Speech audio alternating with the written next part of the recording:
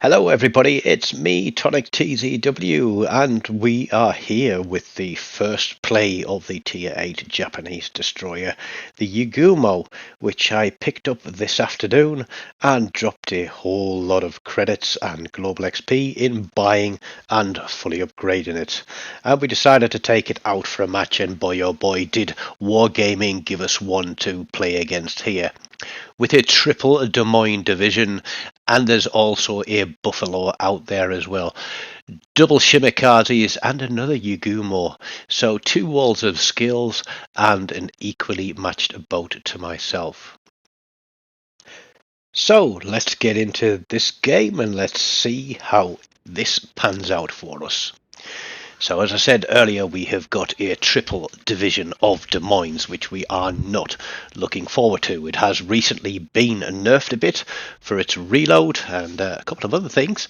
But needless to say, three Des Moines overlapping their radar could prove to be very dangerous and very costly for a destroyer like myself. And I have no doubt they are playing a very well coordinated game between them. But let's not give them that chance to get rid of us, shall we? Because we want to stay alive for as soon as possible. Now I am running a double concealment build on this, or full concealment, with Eric Bay and Swirsky, and it's how I like to play my destroyers, because I'm still of the school of thought that being able to out-detect your enemy is the first key to survivability, and I play the majority of my destroyers like this. It might give me a little bit of a disadvantage against people that are running things like Sims or Mordor for reloads on gunboats, but this is not a gunboat. It is a torpedo boat, although the guns are quite reasonable. You don't suffer the ridiculously long reload that the Yadachi and Kagero do. So we get the Des Moines division spotted heading across there to C-Cap. They've already got a destroy on C-Cap by the looks of it. And we aren't going to hang across there. We are going to push through into B, and we're also going to push A. Now the other DD across there on A-Cap is a, not a Kagero, it's a Kaparovsk. And I know that I've seen a lot of people play Kaparovsk very, very aggressively, but this guy has kind of gone in, he's contested and decided that as there's a cruiser and a battleship there, that he doesn't want to be any part of it. And I get lit up like a Christmas tree here, and I'm not feeling very clever because I've got a GK there looking at me. I know there are three Des Moines off to my right flank. I know there's a destroyer off to my right flank, and I've got a Shimikaze off to my left flank. This is a very, very bad spot to be in, because if I was either of those destroyers, I would put torpedoes through from the right, I would put torpedoes from the left side, and I would prevent me from moving anywhere around this cap. But we do get the Yugumo spotted before we can get some shots on him. He does disappear into a smoke screen. And I can see that these Des Moines are thinking about pushing down, and strangely the Yugumo seems to be in exactly the same place. One Des Moines has already pushed through. Our ships back there are thinking twice about whether or not they should push or whether or not they should run, and I decide that I'm going to take this opportunity, slowly moving, to get some fire onto this Des Moines, because every little helps. Every hit point off a ship helps get them off the map just that little bit quicker. Now he's gone behind the hill. Now we know there's another Des Moines pushing through. We're going to put another set of torpedoes across there, but the Worcester picks up that Des Moines for first blood. That means there's only two of them left now, but what it does mean is it also gives them an eye in the sky, because one of the pros about playing in Division is if someone does get killed, then they have that bird's eye view of the map, and they can fly around and give you a little bit more intelligence. And I wouldn't say it's cheating, but let's say it's using a feature of the game to a tactical advantage. It's something I've done, and it's something other people have done for me in the past. Now we have let this battleship push round. He knows there is a destroyer in here, and I think he's just going to keep running away, this GK. The Khabarovsk and the other ship across there have finally taken A cap. We've taken B. Red team have got C. And I know there is a destroyer out here because the cap was taken. I am located, which means that I am the closest ship to an enemy ship that is running twist and track or perceptive. We do get lit up again, and I'm looking around for where that's come from. There's the Shimikaze. He gets the first salvo on me, but I am going to get guns on him as well. He's got quite a decent reload on him there, but I'm just going to keep the pressure on. He obviously launched his torpedoes in anticipation of where I was based on twist and track, but he is not going to survive. We keep piling the shots over and we get rid of him, but we are spotted. Our smoke is still on cooldown. We see the Des Moines are behind us. We've got the GK in front of us. We know there is still a Buffalo out here somewhere unsighted. I'm burning. My rudder is out. Not my rudder, my engine is out. So I've got to be careful about what I'm doing in case I get spotted. Now the GK has completed his run all the way across the other side of the map. There is a Republic out there, and lo and behold, there is the Buffalo. Whoever would have thought that we would find a cruiser parked behind an island shooting across the top of it?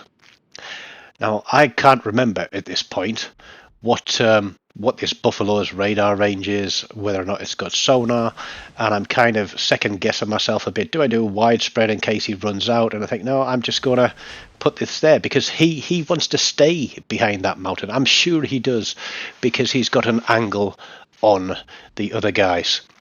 Radar comes up again. I'm sure it's that Buffalo, so I turn and go skinny to him.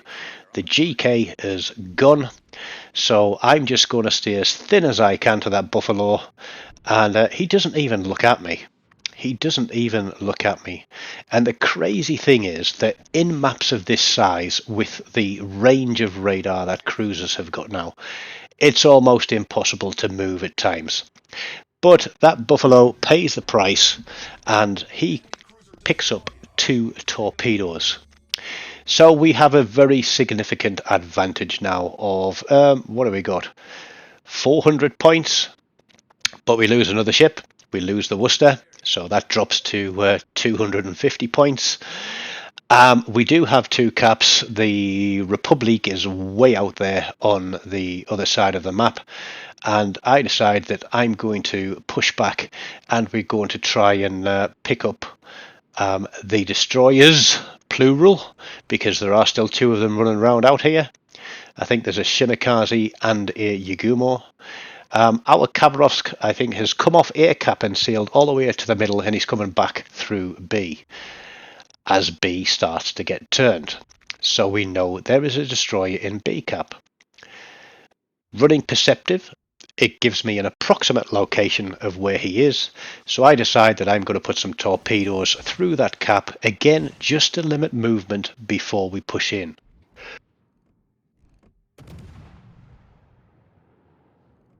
Shimmy gets himself spotted, we get some shots out there, he runs his smoke.